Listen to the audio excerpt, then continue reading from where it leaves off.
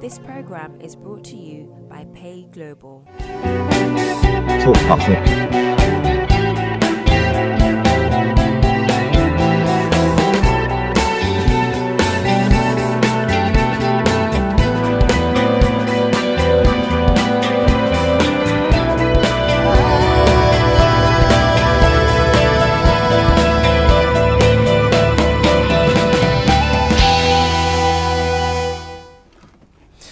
Hello and welcome to Talk Africa with me, Jones Sewana. Coming up on our main topic of the day, World and Olympic 800 meters champion Caster Semenya is to challenge unfair rules affecting some female athletes. Athletics governing body, the IAAF, has ruled some females runners will naturally high testosterone levels will have to race against men or change events unless they take medication. Is this an attack on Semenya and other women, or is the IAAF right to bring in this new law? That's what we'll be looking at, or this new rule. That's what we'll be looking at later on our main topic of the day. Now, in the studio this morning, we have Priscilla Nwekbo, a broadcaster and also a political analyst. She's here with us. In red and black. Wow.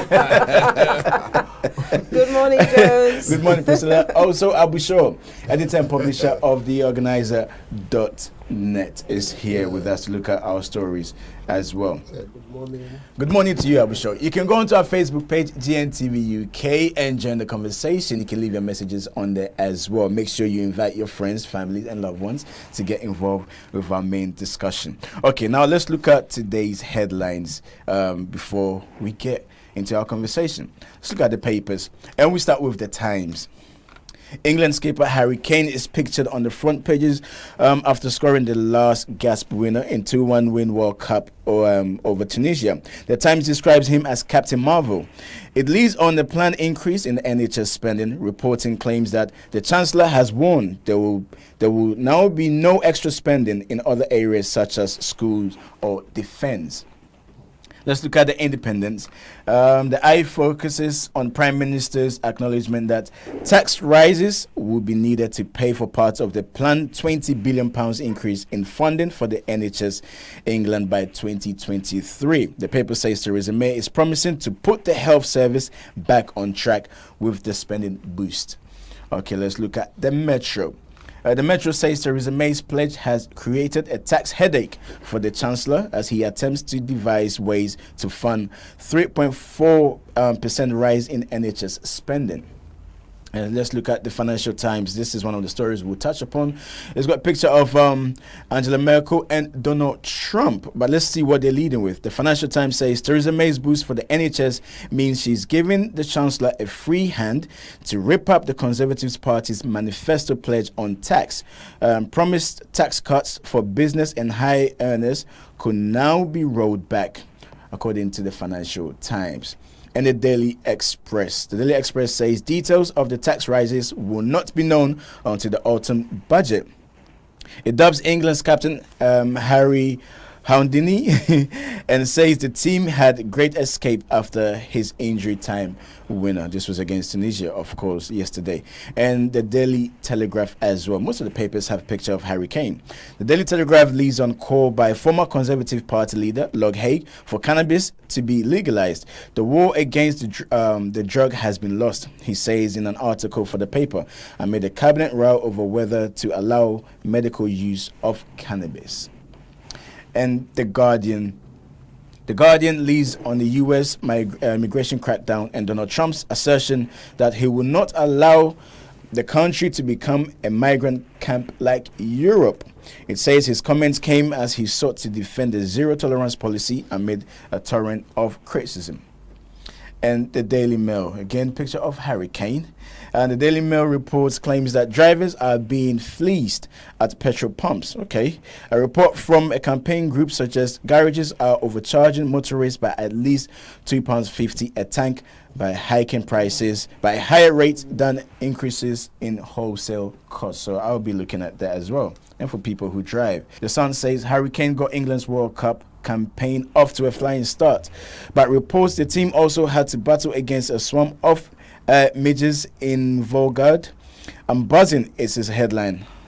alongside a full-page photo of the player. Harry Kane is the one that the newspaper is carrying all of his pictures. The Daily Mirror leads on interview with Duchess of Success father gave to Good Morning Britain, focusing on his admission he had asked Prince Harry to vow never to hit his daughter. The paper says Thomas Merkel's bizarre chat also touched on Brexit and Donald Trump. Interesting. The Daily Star. Just I found a newspaper, by the way. The Daily Star says Thomas Merkel gave shock interview to ITV program. It says his condition, Prince Harry, never to raise a hand against Meghan, came as he gave permission for the marriage. So that's the newspaper headlines. Let's look at some of the stories. I think let's start with Donald Trump. Donald Trump saying that he will not allow America to become a refugee camp like Europe. Solve family separation. I don't want children taken away from parents. And when you prosecute the parents for coming in illegally, which should happen, you have to take the children away. Are we sure? Yes. Yeah, well, I'm not surprised because that's his election promise, you know. He said it, people thought he was joking. You know, that's what I like about him. Whatever he says, he will do it, you know. So people should not be shocked. And the wall, I don't know whether the wall is up yet or they have approved the finance to build the wall. You see, but to be frank, when it comes to humanity, I do not really support him separating the parent from their children. You know, if you want to take the children, take them with the parent or just refuse all of them, but you can't separate. It's not really human, it's not good. You know, and that's why I like even the first lady, you know, she came out to blast her husband. You know, saying that it is not really in the interest of America to do that. You know, taking the parents on a different side, caging them, and taking the children somewhere else. You know, I can't understand why, you know, the border guards doing this type of things. Really, whether they're doing it out of their own or it's a government policy.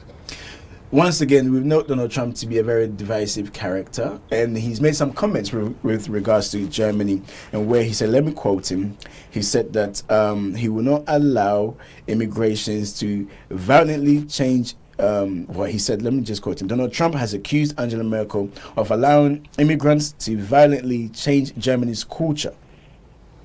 Well, I think the thing with President Trump is that he has this ability to exaggerate situations, and I think that's what he's done here, much to the upset of Angela Merkel and of course the German people. You know, she already, as it stands, she is struggling because of her immigration policy. She's having to explain and to get the Germans to be on her side, because they believe that she has taken in far too many immigrants, and they are now having an impact on the German way of life and on their country in general. So she's struggling with that as it stands.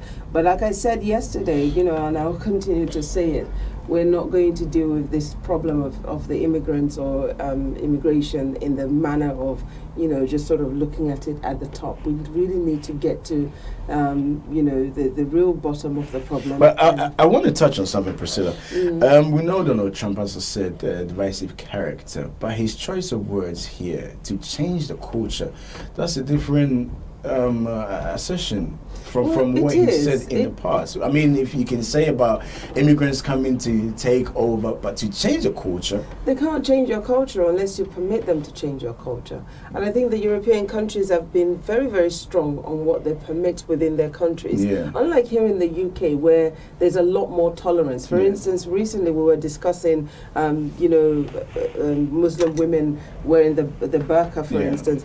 In France, that's not a discussion; it's banned. Whereas here, we're having a conversation as to when it's right, whether or not it should or it shouldn't. And I think that's where the problem is. But, you know, Germany, France, and most European countries they are quite clear within their laws. They're quite specific with what they allow and disallow. So no, President Trump is not right on this occasion to say that they're just coming in to change their culture. They can't change the culture. I think is the manner in which he advised Chancellor Merkel, I think I will dispute. Okay, because even the Chancellor knows that she made a mistake. by Yeah. opening the border, doing that Syrian something, and allow over 1 million to come in, and it caused a lot of political upheaval for her, and now at the moment, even our closest allies, the party, Okay. they gave her 2 weeks. questioning. Yeah. They gave her 2 weeks to decide. All right, we're going for our first break. When we come back, we'll talk more. We'll be back right after this.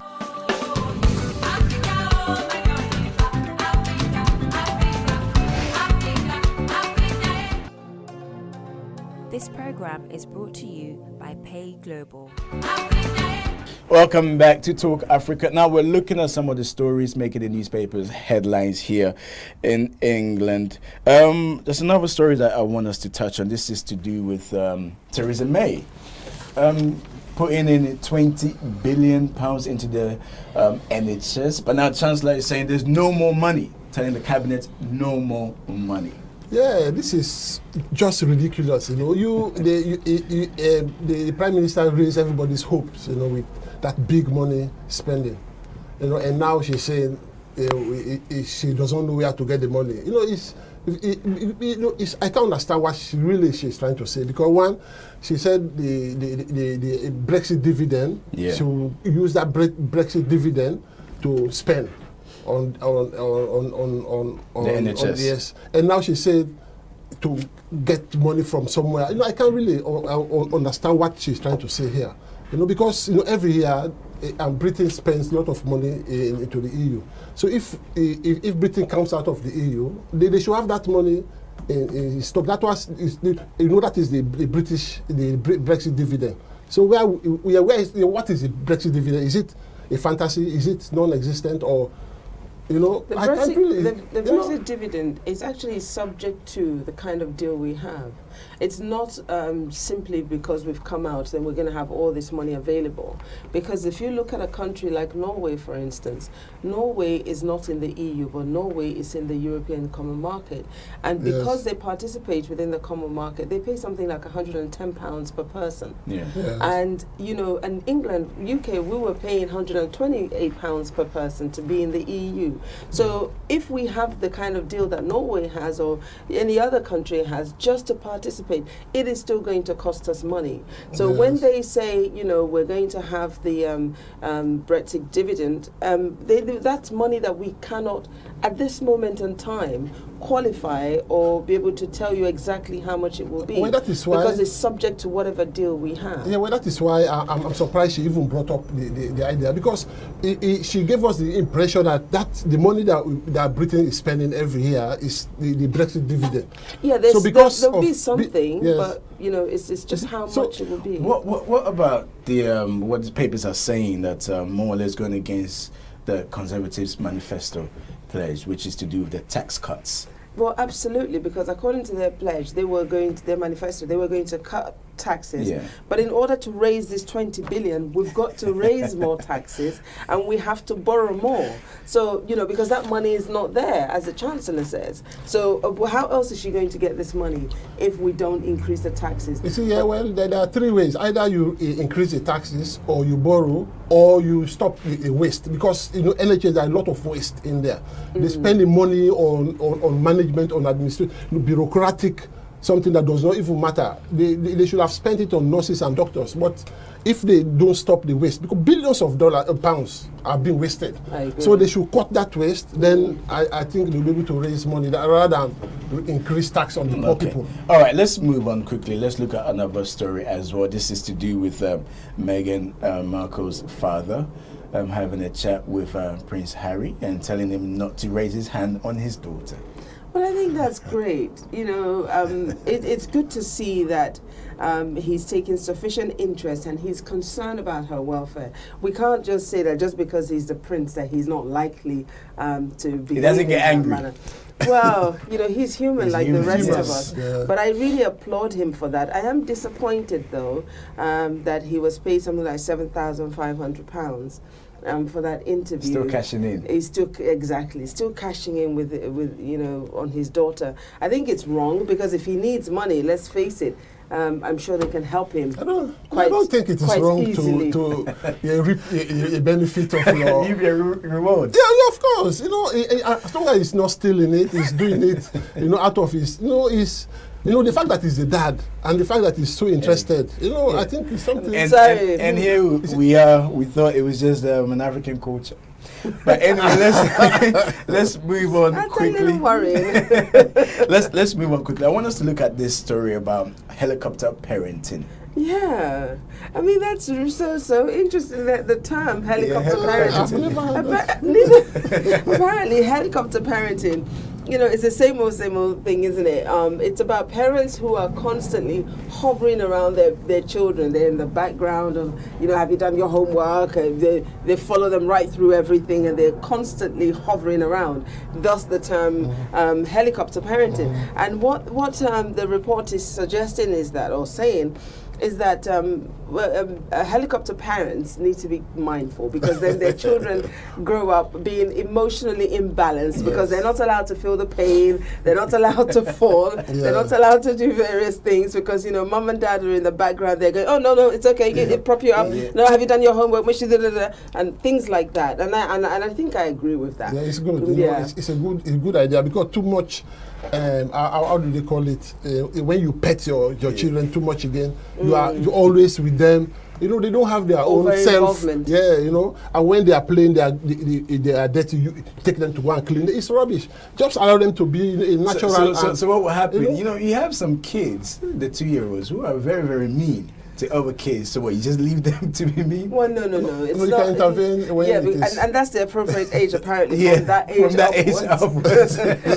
No, but when those terrible twos, as they call them, those terrible twos, some of those ones need to be put in check, because they can be quite headstrong, and they're just excited. It's like they found their feet. They need to get into everything. But those ones need I think it's moderation, isn't it? Everything in moderation. Okay, now let's talk about England against Tunisia yesterday. Tunisia, yes. So far, 4 African countries seem to let the continent down. You did predict it yesterday. Oh, you wanted Tunisia to surprise you, so... No, I wanted England to surprise me. I did predict it 2-1. Yes, you did. So yay for me. Did you bet on it? Did you bet on it?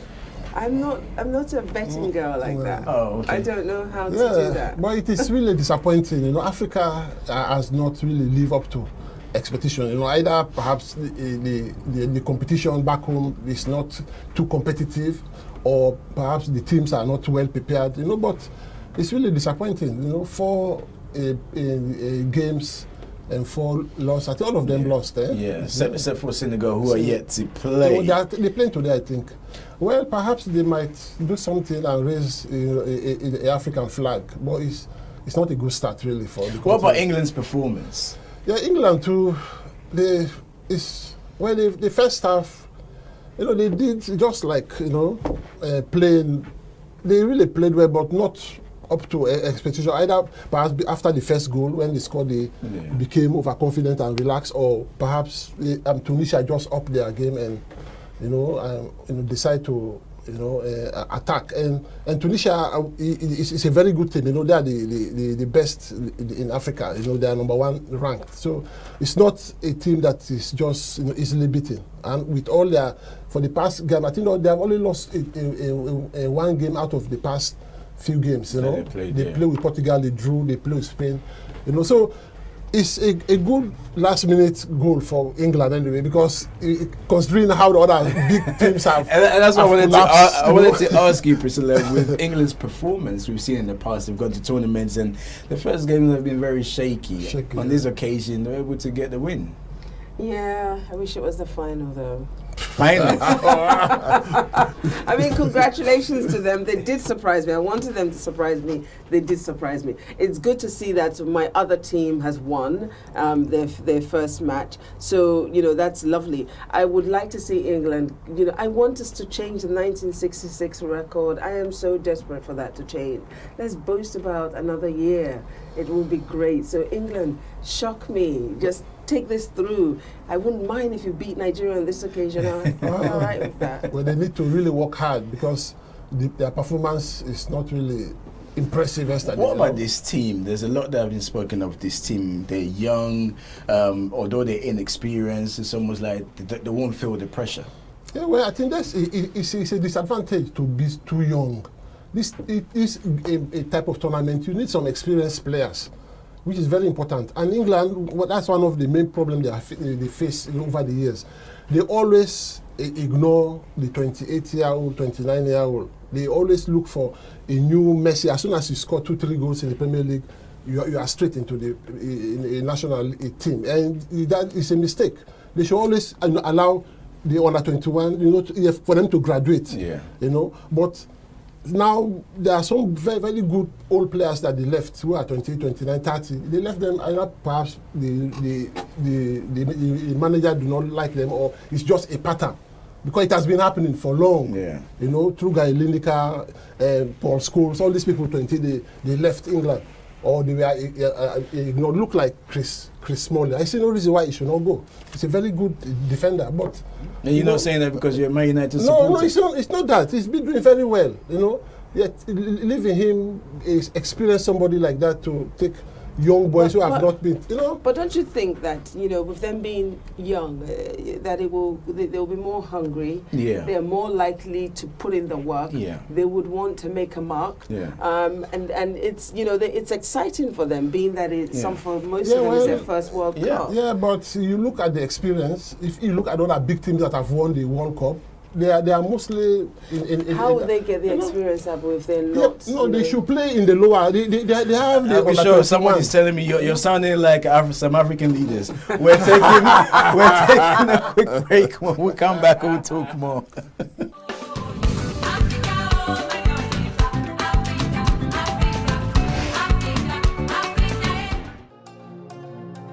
This program is brought to you by Pay Global. Need fast, safe and secured money transfer? Think Pay Global. African digital payment solution with all your daily needs. Pay Global gives you the flexibility to accept payments wherever you sell, the ability to receive money at your fingertips. To accept international payments, think Pay Global. Easy, fast and reliable.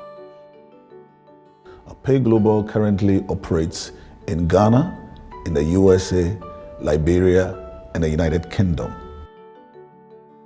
To access Pay Global, you download the app from the Google Play Store or the Apple Store. You can also visit any of the Pay Global agents. Pay Global is a secure and reliable way to send money to Ghana.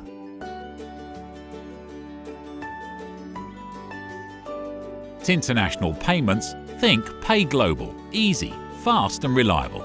Pay Global. Total convenience.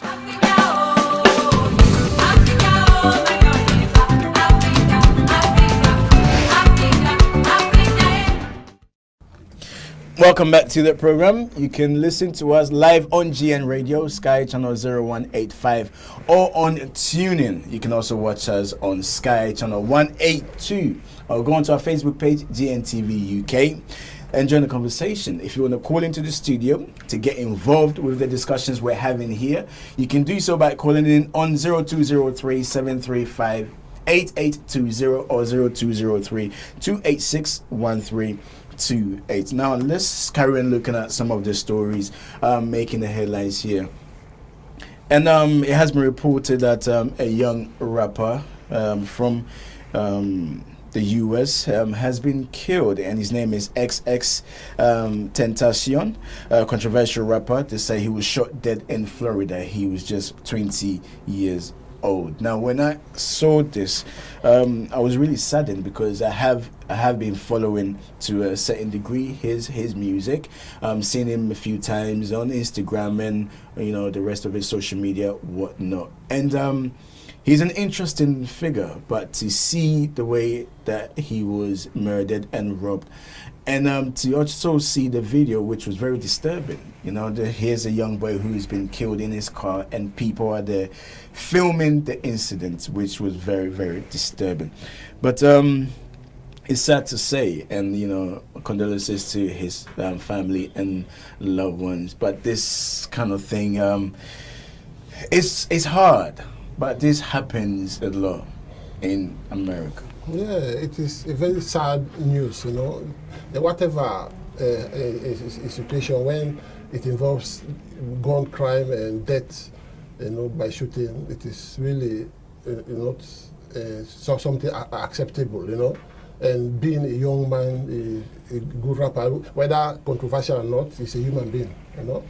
For him to be targeted, whether it's a targeted somebody or whether it was a robbery gone wrong, you know, it's not yet clear. But the fact that he was shot in the car, his car, you know, it's really sad. But you know, that's America. You know, gun is part of their life. So, you know, and I hope they will look into the matter as soon as possible to know why it was gone down. Because at the age of 20, you know, I don't really understand why. But because even some eyewitnesses are saying that the gunmen were black people, you know. So it's not clear whether... Well, as you said, it's not clear. A report says that he was leaving a motorcycle dealership in South Florida when an armed suspect shot him. We don't know yet who shot him, so we'll keep a close eye on that. But, you know, people are saying, Priscilla, with this, he's very young. And, you know, within that whole hip-hop culture, they tend to glorify violence. Absolutely, and I just don't understand it. I don't know how much longer it will go on for. I remember, you know, when I was younger, I was very much into hip hop in the days of Public Enemy, but then it was all about making a statement. It was all about, you know, it wasn't about the violence. It was about your intelligence. It was. I just don't understand how we've made the leap from discussing societal issues, societal wrongs, to now focusing on boasting and bragging about killings, about our possessions, about women. The music that when you listen to some of the tracks nowadays, it's just ridiculous. It makes no sense whatsoever, and it's such a shame that his young life has been cut short. And you know, and it's over for him. I don't know. I pray that lessons will be learned from this. With him especially, he was suffering from bipolar. He'd been through a lot. There was also charges against him for domestic violence, and people were saying he was just about making that transition, and unfortunately his life has been cut short. Yes, with all the problems, he still has, you know, his own fans. You know, because Kanye West is a fan of this young man, and I don't know really what was going into him, but he looked like a trouble. A rapper, you know, because even there are reports that he even beat his pregnant girlfriend, and I think he should have gone to court this week or next week, you know. So it's just this violence culture being used, you know, being propagated in music. But then the youngsters or young generation or artists seems to use music as a tool of expression. So no matter what their circumstances is, whatever they were feeling at that particular moment is what they sing about or what they rap about. So are they always? Must it always be about, you know? Music does so many things. Music heals. Music is a form of communication. Music is a form of expression for those who are putting it together. For those of us who are listening, it heals us. You know, at times it inspires us. You know, and things like that. So I think that for this particular genre, something needs to give. It's enough now. How many more lives have to be taken before you realize that perhaps these are not the things that should be communicated into society? It is absolutely wrong, and it's a shame. It's a shame because it's giving rap a bad name. It is. I think the violence should be eliminated. You know, their lyrics should portray peace. You know, because but that doesn't sell. That doesn't sell. Yeah, but you have it does. Yeah, in the days of NWA and, you know, and Public Enemy, it's sold. You can't just... I remember queuing up in Brixton to go to their concert. I mean, no, but now if you listen to, because this is the lifestyle that, you know, majority of the young people live in, although not all of them are involved in violence, this is what sells.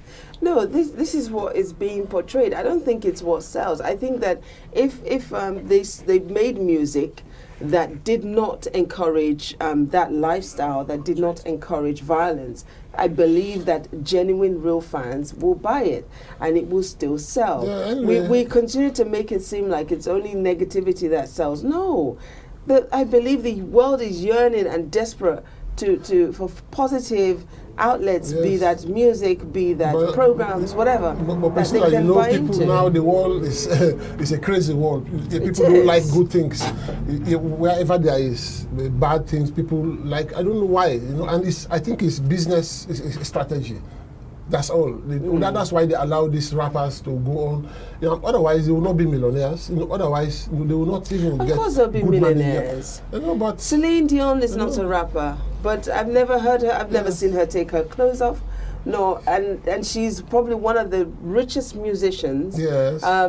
You know, that we know today. She's not a rapper, but she's making a ton of money. Yes. And as far as I'm concerned, if there are people like her that exist, that don't have to curse, that are not perpetrating violence, that are not constantly perpetrating sexual. That everything is not down the sexual route or sexually connotated, that are making it and making so much money, then there's hope.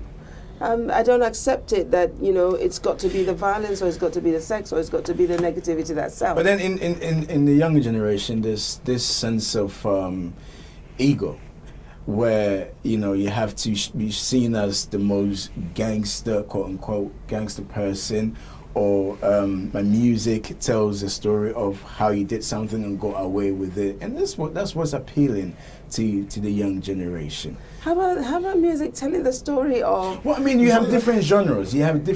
But you tend to find out if you're more on the positive side, your music doesn't really sell that much. Well, we don't promote it that much, is what you're saying.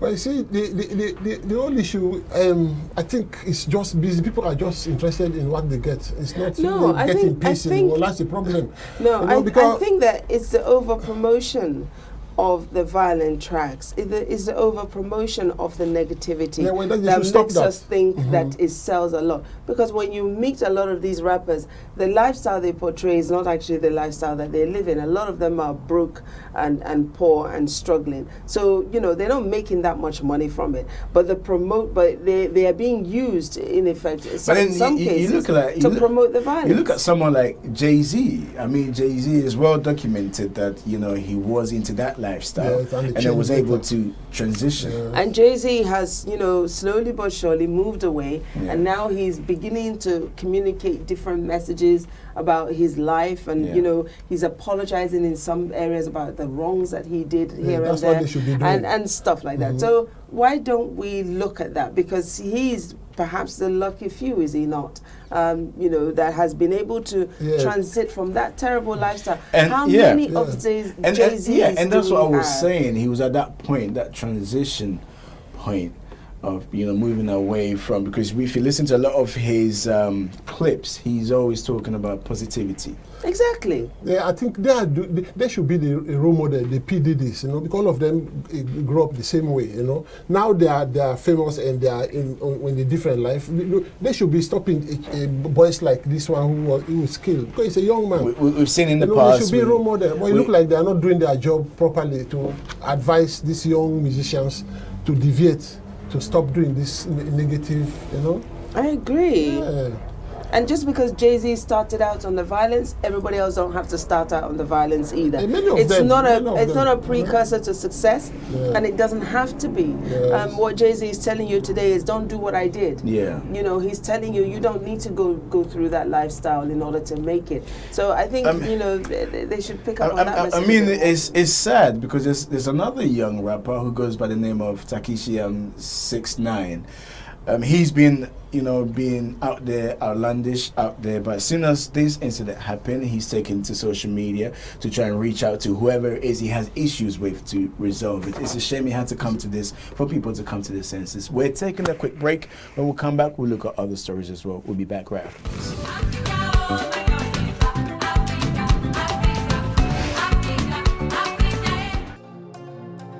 This program is brought to you by Pay Global. Need fast, safe and secured money transfer? Think Pay Global. African digital payment solution with all your daily needs. Pay Global gives you the flexibility to accept payments wherever you sell, the ability to receive money at your fingertips. To accept international payments, think Pay Global. Easy, fast and reliable. Pay Global. Total convenience.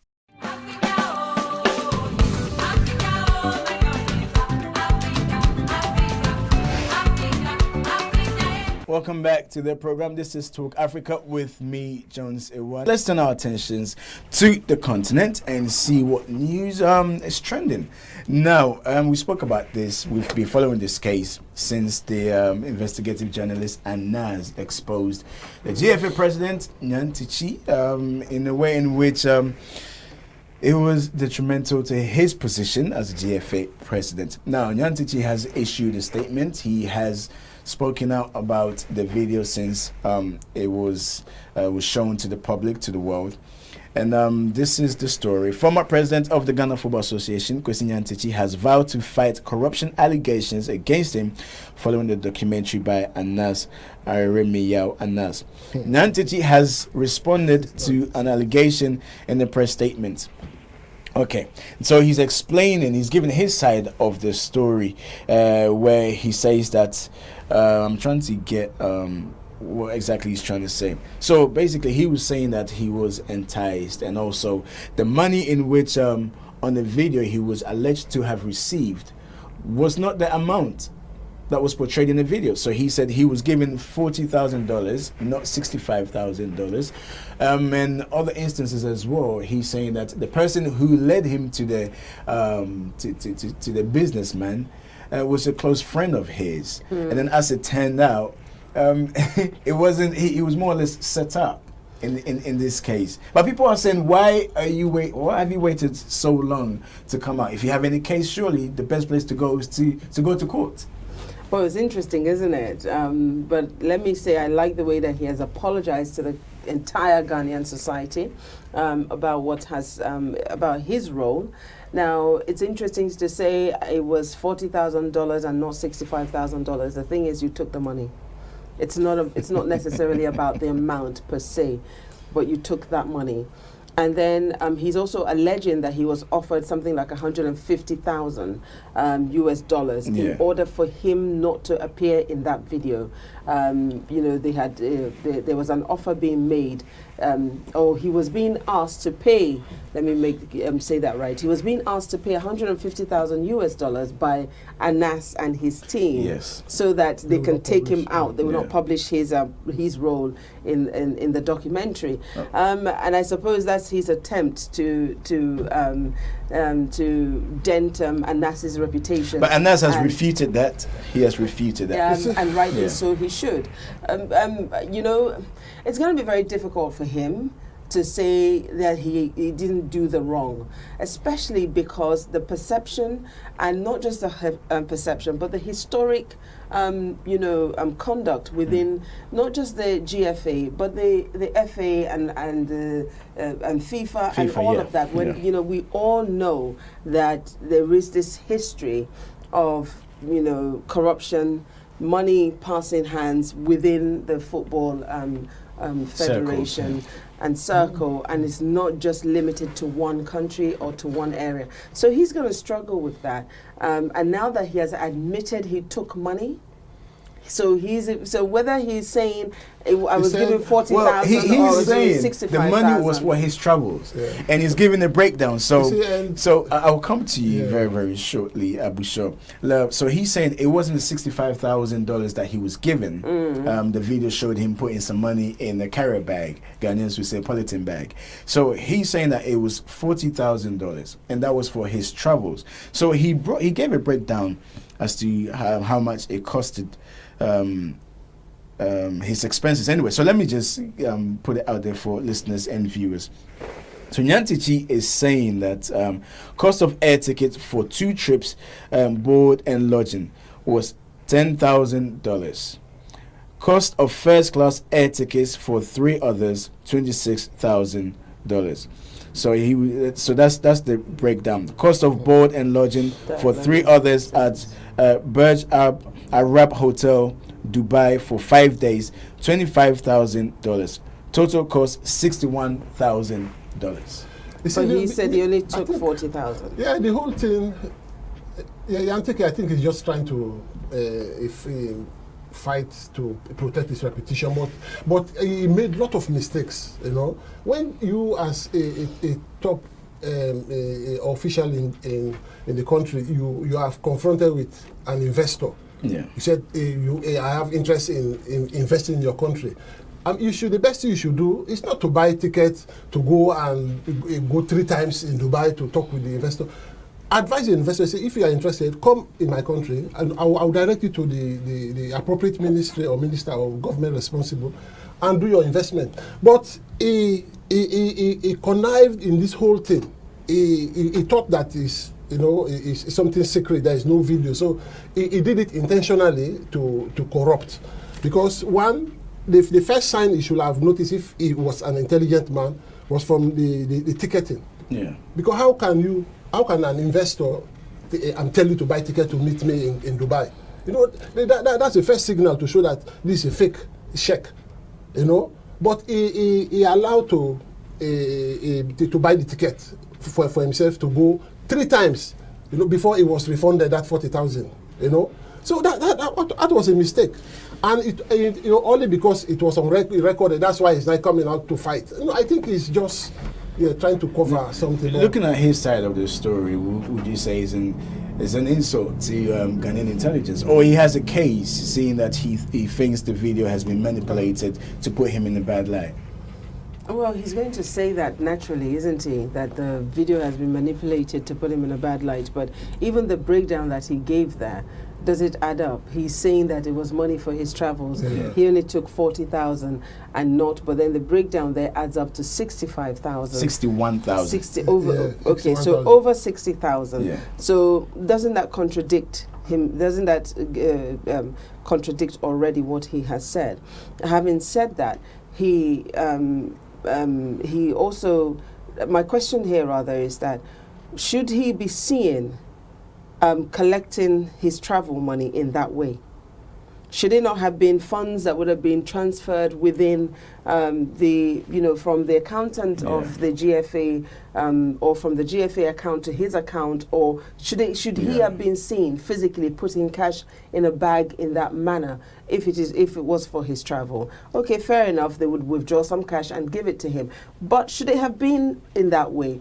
You know, I don't accept, nor do I agree that he was all of a sudden framed just to make him look good. I think that video, some of the clips that I did see, he did falter, which he did say some things and which suggest that, it was more than meet the eye. I think he just kept everything to himself and his friend, the consul, the one who introduced him to this fake check. Because the FA didn't know anything. He never disclosed this transaction with any person. So it's only because now it has been exposed, that's why he's trying to apologize to the FA, to the government, to the president, this, that. It's just rubbish. The guy should be held accountable. He's really involved in this thing, no doubt about that. Okay. All right, now still sticking with Ghana, I think I want us to look at another story. This is to do with prostate cancer. Johnson & Johnson, Zurich Cancer Foundation to fight prostate cancer in Ghana. Pharmaceuticals giant Johnson & Johnson has partnered Zurich Cancer Foundation, as I said, in Ghana to undertake prostate cancer project across the country. Now, surely this is a good initiative, because even in England, they're struggling to raise awareness about prostate cancer, which affects 1 in 4 men. Yes, it's not a bad move, actually. The only thing the government should be aware of these pharmaceutical companies, because they have their own devious plan. whenever they make a new drug, they want to have a guinea pigs where they test it to see whether it's effective or not. That's what they have been doing over the years. So I just hope. Allegedly. Yes. No, that's what they have been doing. Seriously, they always do that. They make their drugs. They say we have people to test. So, well, I mean, so I just hope Johnson & Johnson, they are genuine. Back in your support, recently we did see the outbreak of Ebola in DRC, in which the vaccines that were taken over were not tested. So just to support what you're saying. See, so I just hope what Johnson & Johnson are doing is a public awareness about cancer. That I will accept, but they should be the authorities there should be very vigilant about these things. Seriously, they should not just allow all type of drugs to be taken there to test, and the government ministry, the health ministry, I hope too they are involved, because they should not just leave it with the local charity there and the Johnson & Johnson. I have very you say the same sentiment, Priscilla? Well, according to them, they say that it's part of their corporate social responsibility, which I thought was great. But then, we're taking your corporate social responsibility international now, is it? So you're moving it all the way from the US to Ghana. One can't help but wonder what's in it for you. I mean, it's fantastic. It's great that they have decided to, the 500 men are in a crew. In Accra more were involved in the project. And it sounds great that, they're going to be creating awareness, they're going to be looking into this and educate and also advocacy for men. But, as Abu says, you can't help but wonder what's in it for them. Great corporate social responsibility. I mean, we usually talk about it if it doesn't happen when multinational companies come over to the continent and they do not help in any shape or form. But we'll see how this pans out. We're taking another break. When we'll come back, we will look at other stories as well. We'll be back right after this.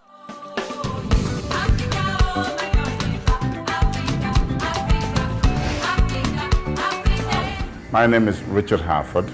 I'm the owner of an African restaurant called Asafu Restaurant, and I'm also a super agent for Pay Global. Pay Global, or GN Money, as we some of the people know it, you can also use it to purchase or do a transaction in certain places like my restaurant. It's a platform actually for both generations, the young and the older generation.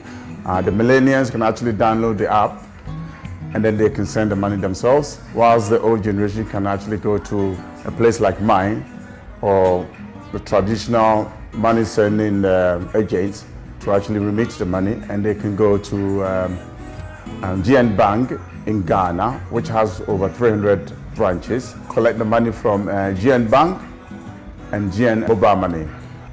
I recommend this one to anyone. Think Pay Global. Easy, fast and reliable. Pay Global. Total convenience.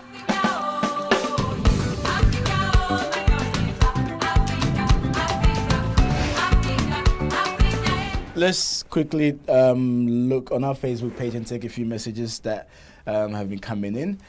This is from Umwaka. Umwaka is saying, did he deposit the money into JFA account? This is to do with Kwesi Nyantichi. Stephen is saying, Nyantichi must stop this press statement and sue Anas if he has evidence in order to redeem his image. Umwaka is saying he lost the right to legal practice once he's found to be guilty of this crime. Okay, again from Stephen. Stephen is saying, good move from Zach Foundation and Johnson & Johnson. Ghanaians are ready for their awareness, education and free screening program in our communities. So there you have it. Stephen is happy about that.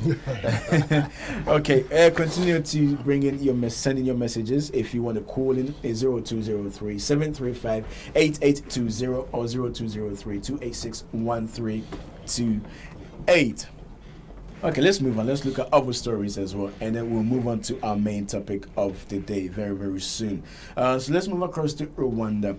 Rwanda authorities have auctioned off assets from the family business of jailed critic of President Kagame. Okay, Diane Wigara was barred from running in last year's election and was later arrested on accusation of forgery and inciting insurrection.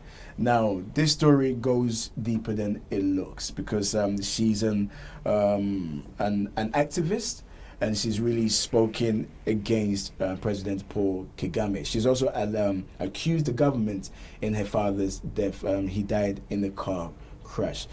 Now, looking at this story now, her family are saying that her being sent to prison and her assets being sold is politically motivated. Yes, I have no doubt about that.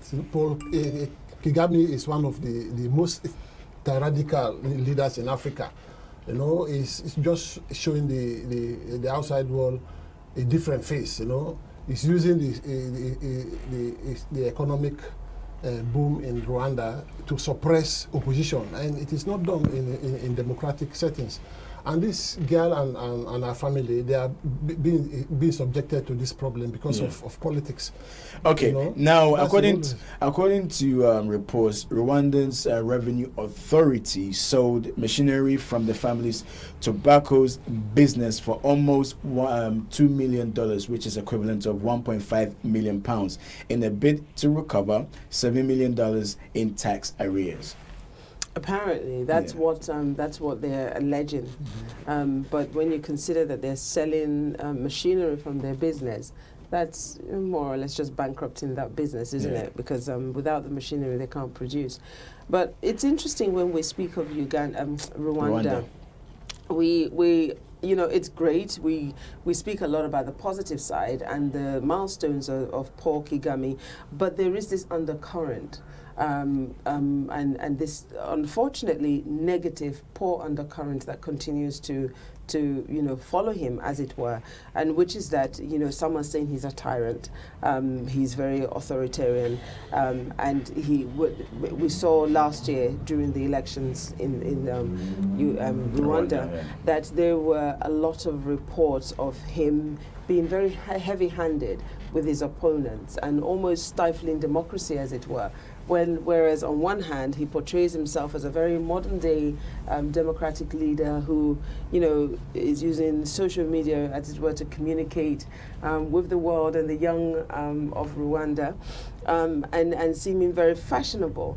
And on the other hand, we've got cases like this. This young lady was arrested last year because she wanted to, at the time it was reported, because she wanted to run as a presidential candidate, and that brought her to the attention of the authorities of Rwanda, and she was then subjected to an arrest, and it's been a problem for her ever since. And of course, so of course, when her family say this is politically motivated, you can't ignore that. You can't sort of say completely that it's not absolutely so.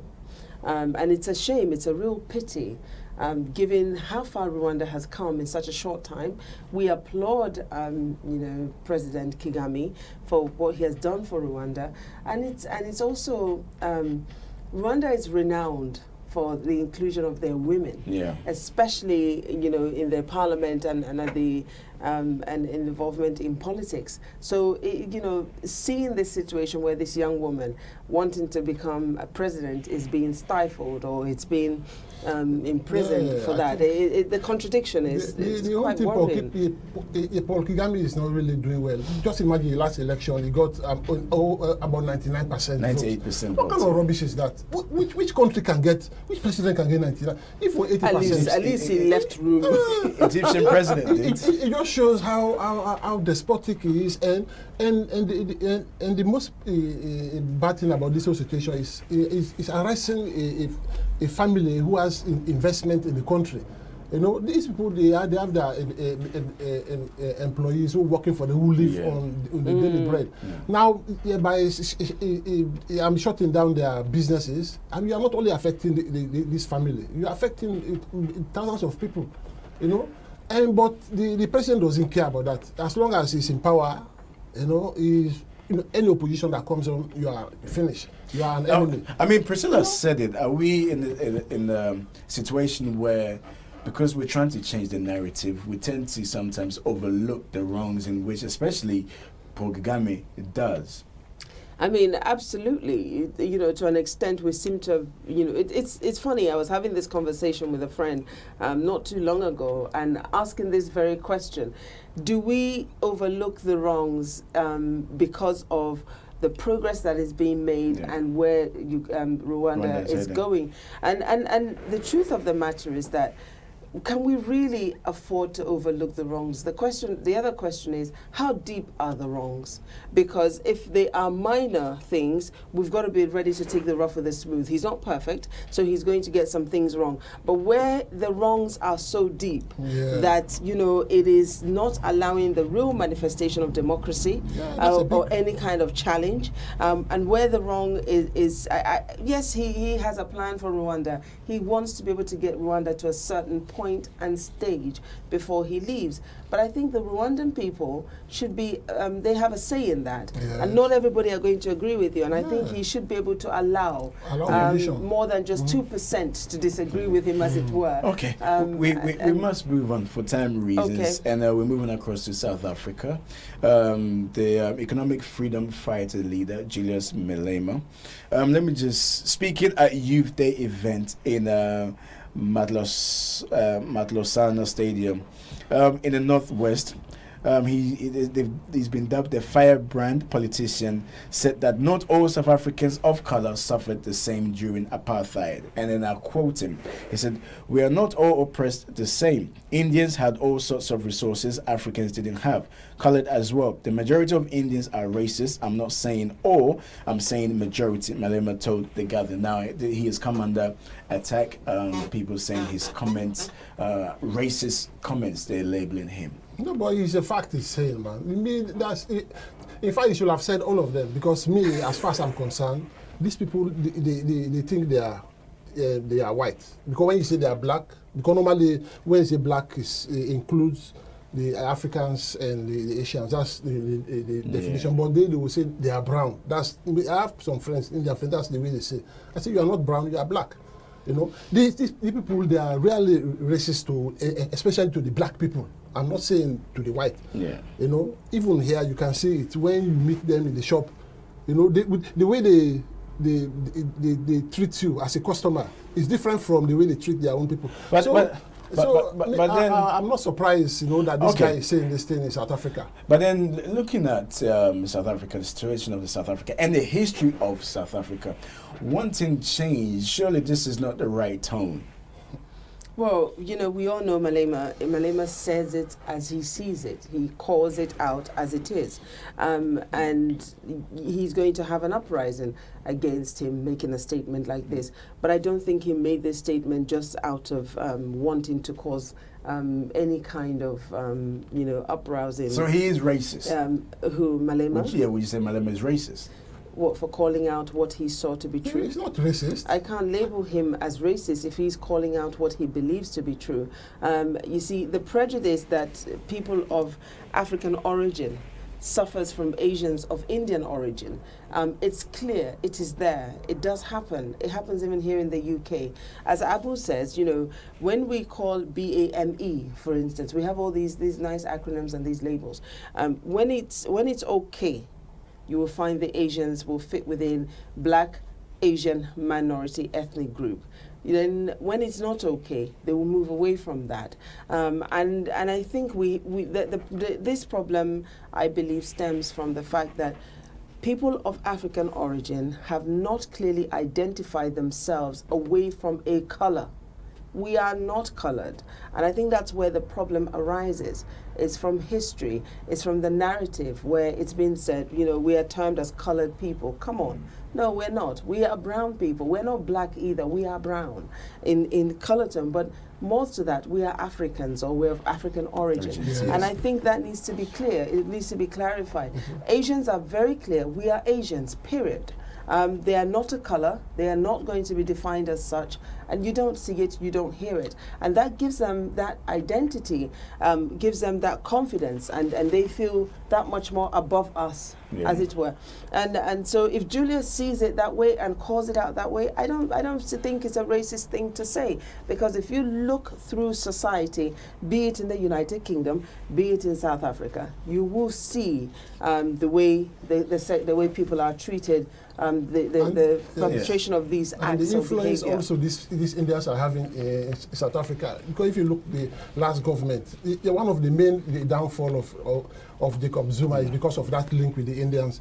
We are calling him one Indian name. There's an Indian family that he was so close with. Yeah. So... Okay, we're taking another break. When we come back, we'll look at one more story, and then it's our main topic of the day. We'll be back right after this.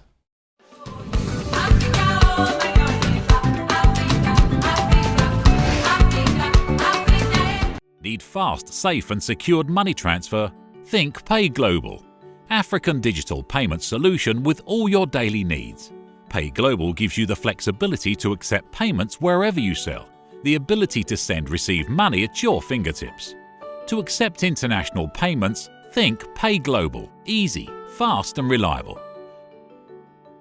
Pay Global currently operates in Ghana, in the USA, Liberia, and the United Kingdom. To access Pay Global, you download the app from the Google Play Store or the Apple Store. You can also visit any of the Pay Global agents. Pay Global is a secure and reliable way to send money to Ghana.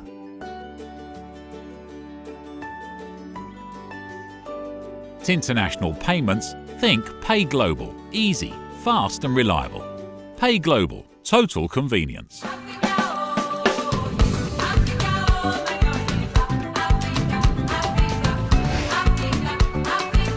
Of breaking news within the last 15 to 20 minutes or so. The story of Nyantichi that we were speaking of, Anas has released Nyantichi's airfare receipts, okay, where Nyantichi gave a breakdown of the receipts, some of them costing $10,000 and whatnot. So just want to clarify a few things here. The receipts, according to Anas' team, include Nyantichi's airfare and hotel bills. Okay, I'm just trying to get the figures. Okay, I'm just trying to get the figures. All right, so the team are trying to get the figures. Once we get the figures, I will put it out for everybody to see it. Okay, this is to do with, I think, his flights and also his accommodation, which goes contrary to what Nyantichi said earlier on. Continue to join us and watch us. You can go onto our Facebook page, GNTV UK, and join the conversation. Or if you want to call in, 0203-735-8820. Or 0203-286-1328. Okay, let's take a few messages from our Facebook page. This is from Stephen. Stephen saying, this can happen only in Africa since our political leaders are power drunk. This is to do with Paul Kagame. Stephen is saying, I agree with Julius Malema and will maintain my statements. Indians are racist. All of them, not most of them. Time for black people to stand together and fight these things. Okay, continue to send in your thoughts and messages. All right, now before we move on to our main topic of the day, I think it's only right we touch on this story. Ugandan behind malaria test kits wins Africa Prize for engineering innovation. Ugandan software engineer Brian Gitter has been crowned the winner of the £25,000 Africa Prize for engineering innovation for his Matibabu malaria test kit that enables users to conduct tests without having to draw blood. And again, we've touched upon this so many times. We have good engineers, we have innovators across the continent, only given the opportunity would they excel, Priscilla? Of course. I mean, what a question. Yeah. let me applaud them first. It's so unfortunate that, we don't have African governments do not invest in research. They don't invest in, their talents, their talent pool that they have. Africans are, talented, and we're seeing them all over the world, leading on so many new, innovations right across, although they're not always given the due credit that they deserve. So I think it's great to read about this Ugandan engineer and what he has, invented. And I hope that he will be that invention will be to his name, and nobody's going to buy that and suddenly attach their name to it and claim it was theirs or make more profit from it than he should. But I think it's fantastic, and if money was obviously poured into these individuals who have such huge talents and who are gifted in this manner, we will see so much more across the continent. Congratulations to him. I will show you. You sent me this news yesterday, and it was very interesting. Yeah, when I saw it, I was really proud to be an African. For a brother in Africa to invent something to help discover. We all suffer from malaria. Malaria, is the greatest, one of the greatest killers in the world. And for him to get a very simple mechanism, a tool to test your blood to check for malaria, it's really something that we should commend, and this tool that he invented, anybody can use it. Yeah. And you should not, it doesn't mean you should be an expert or not, and it is very cheap to use, because in the Western world, for them to even check your malaria, they have to take your blood, 3 bottles of blood. They give you how many days to check to know whether you have it or not. But this invention is it takes, he said, 1 minute. That's the beauty about what this guy did. Just want to touch on echoing on what you touched on. Gitter's invention is a low-cost device. Is capable of providing results within 1 minute. Okay, and does not require special expertise to operate. The device is currently undergoing testing in partnership with a national hospital in Uganda. This is a real game changer. Yeah, again, I hope the government will take advantage of this to, like what Priscilla is saying, to invest, in this boy, because I'm telling you, he's a real scientist. They should do it very fast. Otherwise, the West will take him over and do, because they are so quick to to see a business oriented benefit. As soon as they know the boy is there, is still not being supported by the government or anywhere, they will take him over. And it will be a loss to Africa, because malaria is our greatest. What they'll do is they'll take it over. They'll sell it back to us. Expensive. So I think it's a Ugandan. Yeah, he's Ugandan. So they should really, and also I just want to touch on what the kit he has invented would do. It uses laser to detect changes in shape, color, and concentration of red blood cells, all of which are affected by malaria. So I think it's great when you consider that malaria is one of the highest killers on the continent. Malaria is something that has affected generations of Africans because of the environment that they live in. So this is really good. So if it's detected quickly, you can apply the right treatment quickly. Yes, we survive it. And I know that over here, if you have malaria, we freak out and think you're about to die. But in Africa, we survive it. And I think we must applaud and congratulate these young innovators. There were 3 runners-up as well. Absolutely, and each also won £10,000. The runners-up are Zimbabwean Collins Saguru for his low-cost ultimate precious metals recovery process, Nigerian Ife Diora Ugochukwu for iMeter, an intelligent metering system, and Ghanaian Michael Asante Efrifa for his Science Set Mini Science Lab. So, well done to all these young innovators. They just need help. They just need help. Okay, let me take a few messages on Facebook. Again from Stephen. Stephen is saying, good news for Africa. The guys have done well. Stephen is saying, hope he will not write made in UK or USA on a test kit. Africa and inferiority complex. It should be made in Uganda to make us proud. Indeed, well said, Steve. Okay, now let's turn our attentions to our main topic of the day. If you just joined us, you can join the conversation on 0203 735 8820. Okay, I've been told that we have the receipt of Nyantechi and it will be posted, it will be on the screens right now as we speak. Okay, now, all right, so you can see that some of the costs is 4,334, I think, for his US hotel. dollars for his hotel. Okay, contrary to what Nyantechi said earlier on.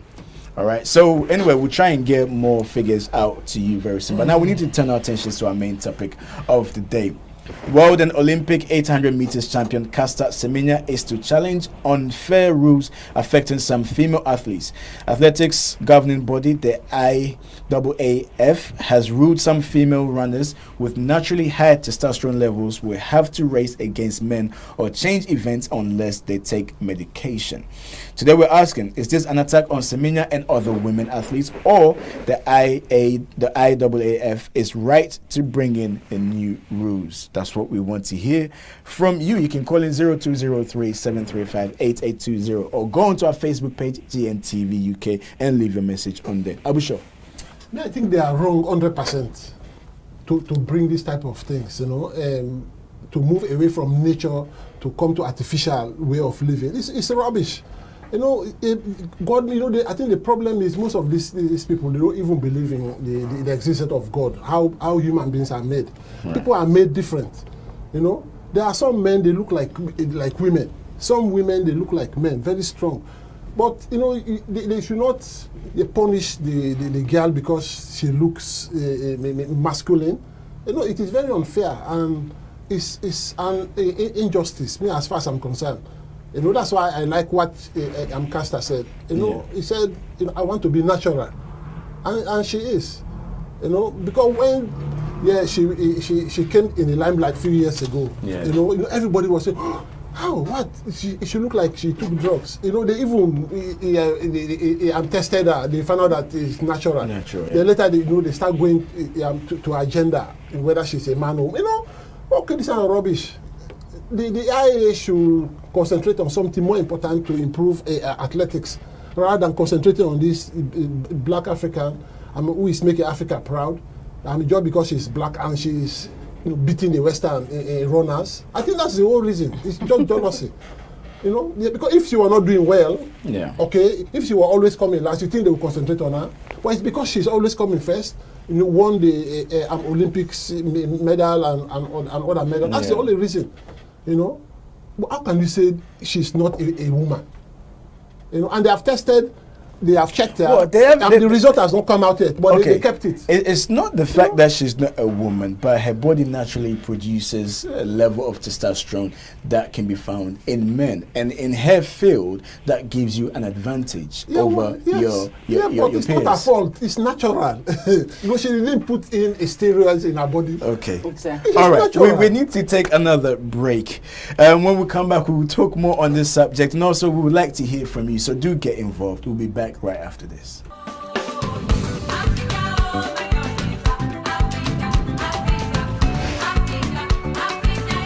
Need fast, safe and secured money transfer? Think Pay Global. African digital payment solution with all your daily needs. Pay Global gives you the flexibility to accept payments wherever you sell, the ability to receive money at your fingertips. To accept international payments, think Pay Global. Easy, fast and reliable. Pay Global currently operates in Ghana, in the USA, Liberia, and the United Kingdom. To access Pay Global, you download the app from the Google Play Store or the Apple Store. You can also visit any of the Pay Global agents. Pay Global is a secure and reliable way to send money to Ghana.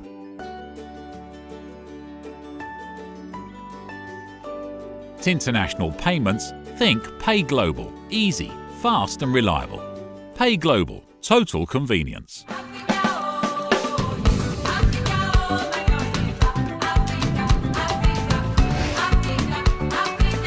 Welcome back to Talk Africa. We're looking at our main topic of the day to do with Olympic champion Caster Semenya. The IAAF are saying that women whose body produces natural testosterone will need to take medication to bring their levels down or face competing with men. Semenya is saying that she will fight the challenge and she sees it as unfair. So the question we're asking today is this an attack on Semenya and other women athletes, or is the IAAF right to bring this new law into play? Let me take a few messages on our Facebook page. This is from Steven. Steven is saying, that's how God created her, so what's their problem just because she is from Africa? Right. Priscilla? That comment is quite, it's right. I think the IAAF needs to be mindful, because we're living in a time when we're discussing gender fluidity. We're living in a time where men are now changing to women and women are now changing to men.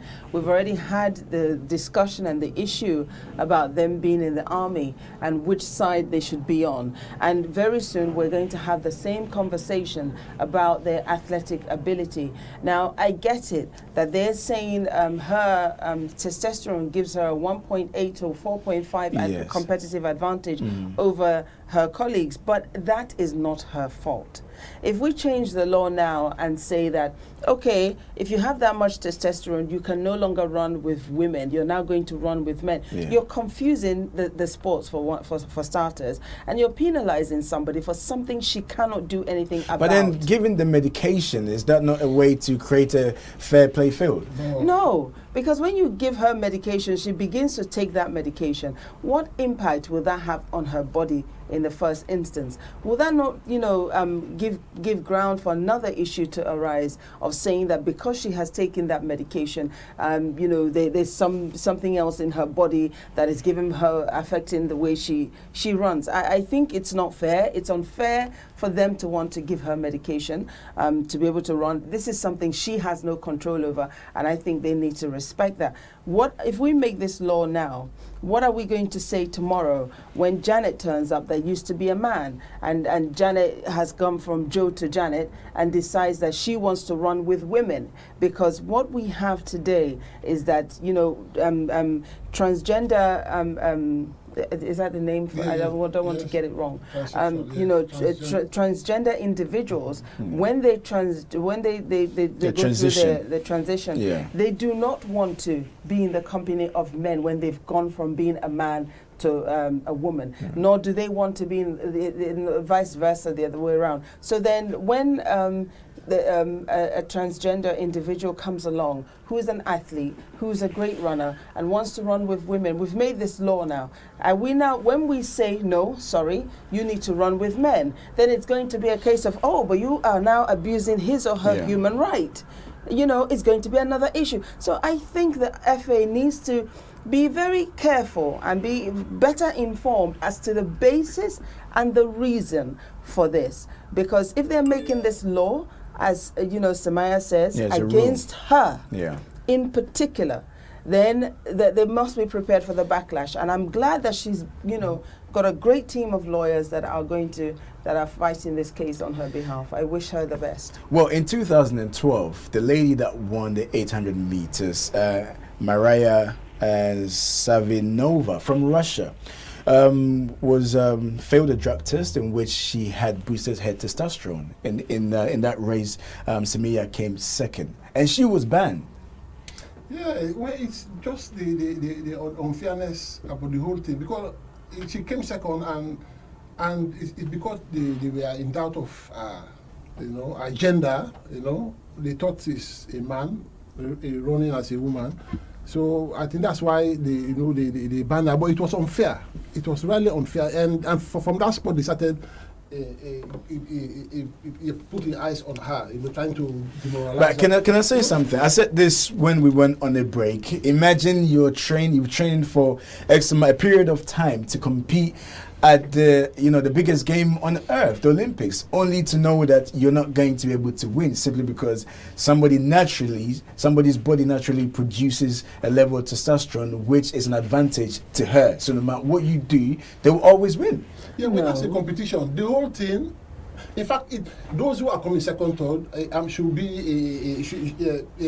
should find themselves. They should count themselves lucky to run against, a giant like Caster, who is, it's an inspiration. They should take it as an inspiration to make sure they beat her the next time. But how? So should we have said, yes. So Jones, in response to your question, I asked this: should we have said in the 100 meters that all the other athletes who prepared to come and race when Bolt was still running, should they have not run because they knew for a fact, we all knew for a fact that Bolt was going to win? No, listen, I understand what you're saying, but then in Bolt's case, it's not down to his level of testosterone.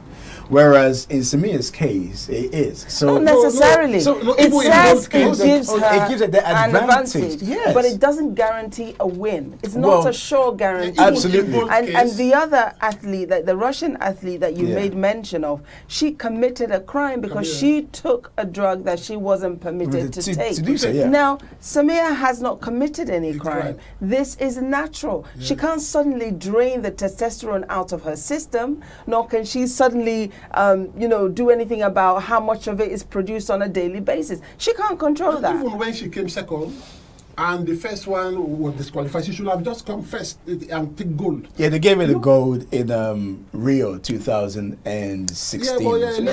But still there was still question mark about her. They were still doubting about her. You see, the whole issue about the testosterone, I don't think the IAA is really concerned about that. What they are more concerned about is the money they are getting from the drugs, the medication they're talking about. Okay. I'm sure the pharmaceutical industry that is in making the drugs, I'm quite convinced that they have arrived at a business agreement with IAA to make sure this drug sells. And IAA is looking at that. It's not really in the interest of athletics they are doing this type of thing to discriminate, because it's pure discrimination. Against a natural leader, one of the greatest, that the IAA has ever produced. But I don't really understand why they are doing this to this girl. Seriously. Well, they've already put her through some kind of hormone therapy previously, and she's already undergone that. That I think that was somewhere in 2002. She won just a silver medal. She currently stands to be 2-time Olympic champion, 3 times world champion.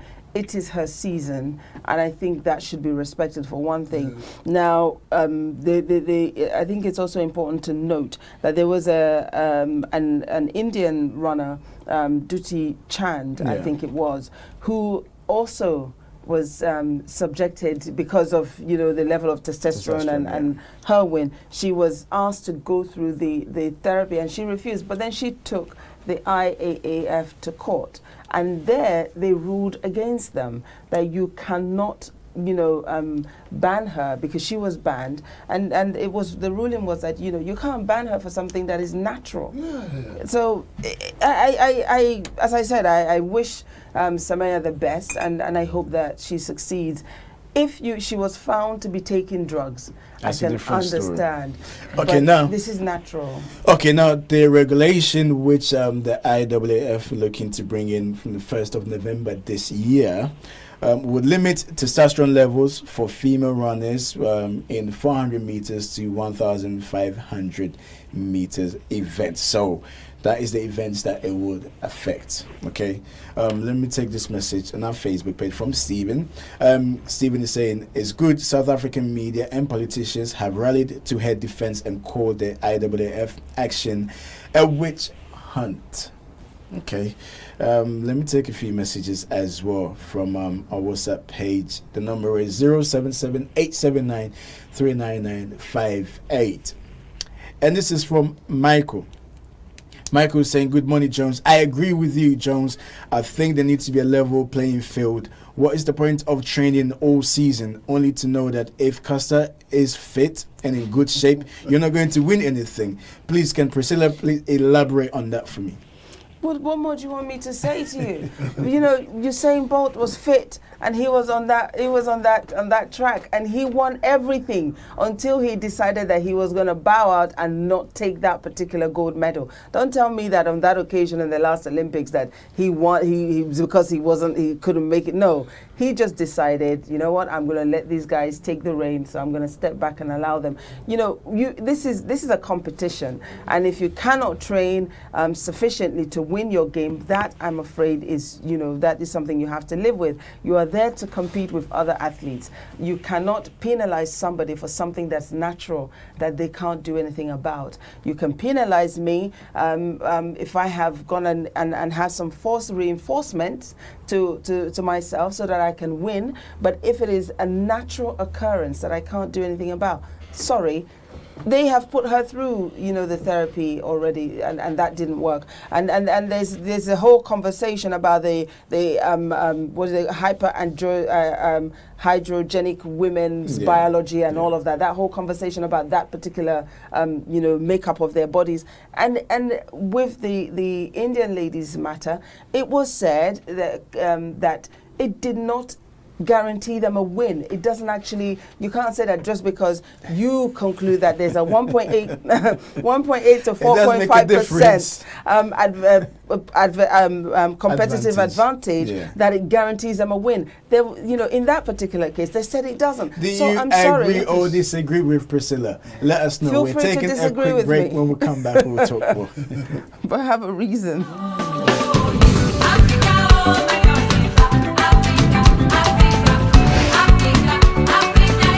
Need fast, safe and secured money transfer? Think Pay Global. African digital payment solution with all your daily needs. Pay Global gives you the flexibility to accept payments wherever you sell, the ability to receive money at your fingertips. To accept international payments, think Pay Global. Easy, fast and reliable. Pay Global currently operates in Ghana, in the USA, Liberia, and the United Kingdom. To access Pay Global, you download the app from the Google Play Store or the Apple Store. You can also visit any of the Pay Global agents. Pay Global is a secure and reliable way to send money to Ghana.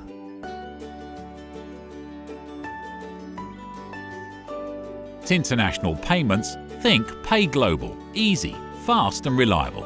Pay Global. Total convenience.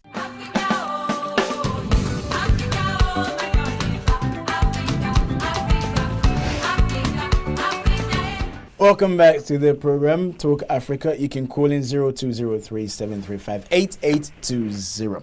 All right, now let's move on. Let's keep talking about our main topic of the day. South Africa's athlete Caster Semenya has said that the rule by the IAAF, which is to kick in on the 1st of November, she deems it as unfair and she will challenge that decision.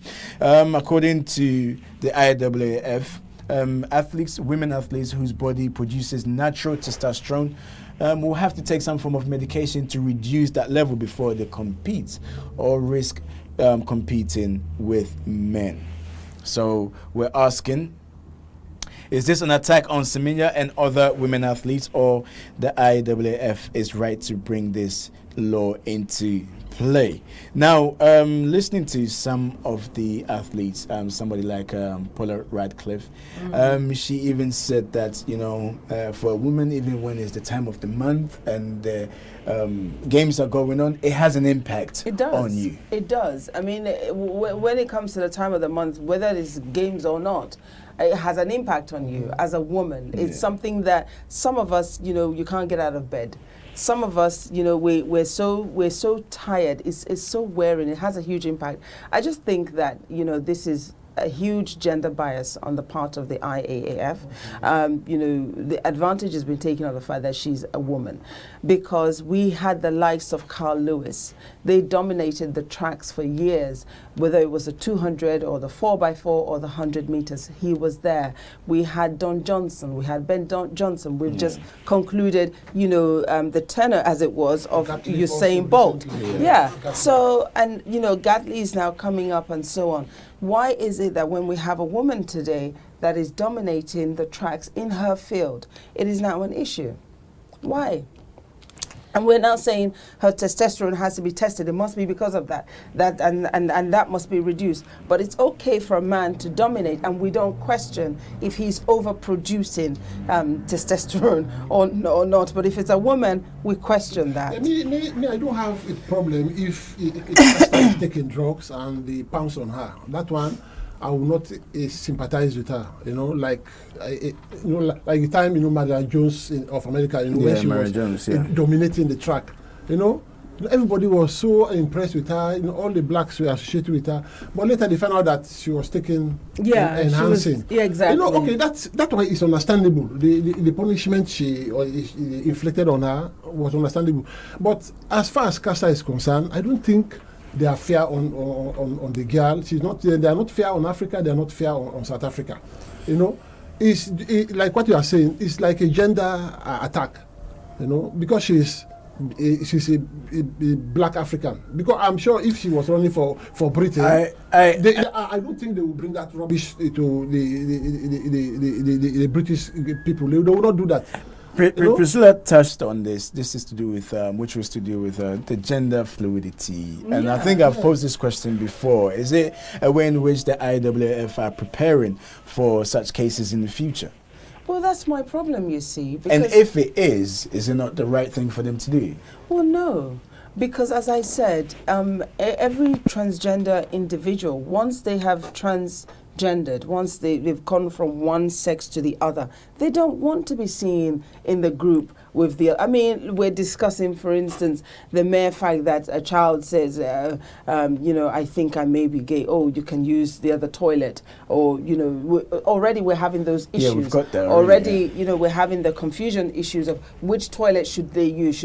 They do not want to be found in the midst of the sex that they have left. They want to be in the midst of their new sex, so that they can feel, that's where they feel more comfortable. So I don't see that the IAAF are preparing themselves. I think that what they're rather doing is they're setting a trap that is going to cause them a problem. Because when an athlete turns up tomorrow, and this athlete was once a man, now a woman, no amount of hormone tablets that he or she has taken is going to reduce their natural makeup as a man. We know that. They can grow breasts bigger than every other woman alive. They can, their hairs may have gone from their faces and so on. But their natural makeup as a man, if I swing a punch and they were to punch me back in anger, it will come thumping like a man. It's not going to come soft. Yes. It won't be the same. No matter how much I am built, my natural makeup as a woman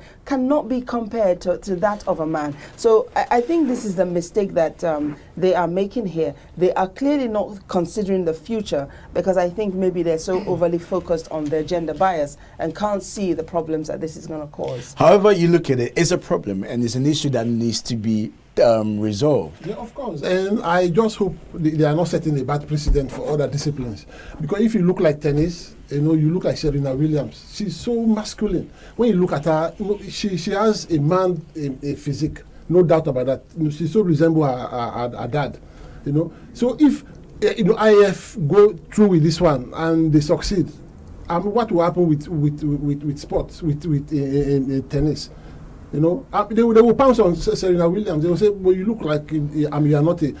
so they should make sure they stop this rubbish at the IAAF, because it is discriminatory, it is racist, it is unfair on Caster. So that's why I'm just surprised in other disciplines are not coming in to advise. It raises concerns as to what the IAAF are saying, women athletes. However, I'm yet to see any other woman other than Caster Semenya coming out to speak against this. Yeah, that's another problem. Because she's the only one at the moment that is said to have, we had the Chand woman that I mentioned earlier who was put through that, but she's probably the leading athlete at the moment who is constantly, her testosterone is being questioned or being discussed or being an issue, affecting her sport. That is probably why she's doing that. I also think that when you mention Serena Williams, for instance,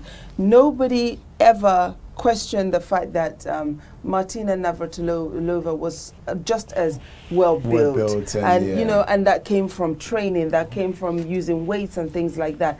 It was never a question to her game. It was never, she was seen as a female champion. She was never seen as a female in a man's body, or yes, they made fun of her here and there, but it was never at the same rate of what we see with Serena at present. And I think that people need to take note of the biases that they create and the basis for their biases, and not try and pretend that it has nothing to do with race when clearly it does. You know, this is wholly unfair, and I hope the South African government themselves can also say, hey, this is our athlete and we feel that you are penalizing her specifically, and not just say we are supporting you, Semenya, but also, you know, bringing forward their own legal battle against the IAAF. Looking at this story, and I was very happy to hear from the likes of Michael Johnson. I think even with himself, he found it a bit difficult to try and break this down and make any sense of it. And one thing he said, which stood out to me, was you cannot take her rights away from her to compete. Of course, it's a natural right. It's not just a constitutional right. It's something natural. You know, do these people don't think about nature anymore, or what? That's what I can't understand. You know, you have your children, you born them, you don't know how they will grow up, how then you try to, because this one is different from the other. It's just, you know, I'm just surprised that IAAF don't have any other serious, you know, agenda in their, you know, on their decks to look into seriously. How can they resolve this issue then, Priscilla? Because clearly other athletes must be complaining about this. I appreciate that other athletes are complaining about this, and they feel that, as again, you know, this report is stating she's having a competitive advantage. I think they need to invest more into finding out if indeed, because this is just one report that we've seen here, we need to invest more into this, and if it really affects her, the outcome of her race, or if that is down to her preparation, so that we can, and I think that the focus needs to be reduced on her, and the way that she's been, you know, it's been on her constantly. It's gone on for far too long, and the IAAF needs to take account of just what they are doing here, how much they are causing the other athletes to feel inadequate by focusing on her. And if they would, you know, they're not allowing them to focus on their race and allowing them to feel the confidence that, you know, we can win this race, whether she has more testosterone or not.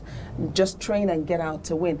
So I think they need to invest more into finding out really exactly, and not just, you know, be caught up in the fact that she's a woman and, you know, easily picked on, and also she's of a race that we pick on all the time. All right, let me take this text message from Lucy. Lucy saying, Jones, imagine being at school and you're the brightest boy in school. Well, every time you go for exams, you get the highest mark. Does that mean everybody's IQ level needs to be brought down so that everyone can be on the same level? Okay, exactly. Okay, Lucy. That's fantastic. That's a fantastic analogy. Thank you very much. Lucy, I think everybody here agrees with you. And let's take one quick message from Michael. Michael is saying, Jones, I think Caster has shown people that as an African, everything comes natural to us. We have natural food, the sun is natural, everything is natural. They just don't understand. They just need to leave her alone and let her conquer the world. Well, Michael, you've had the final say on our show. Thank you, Abusho, and also Priscilla for joining us today. And to our listeners and viewers, we'll be back here tomorrow. Until then, enjoy the rest of your day. It's goodbye.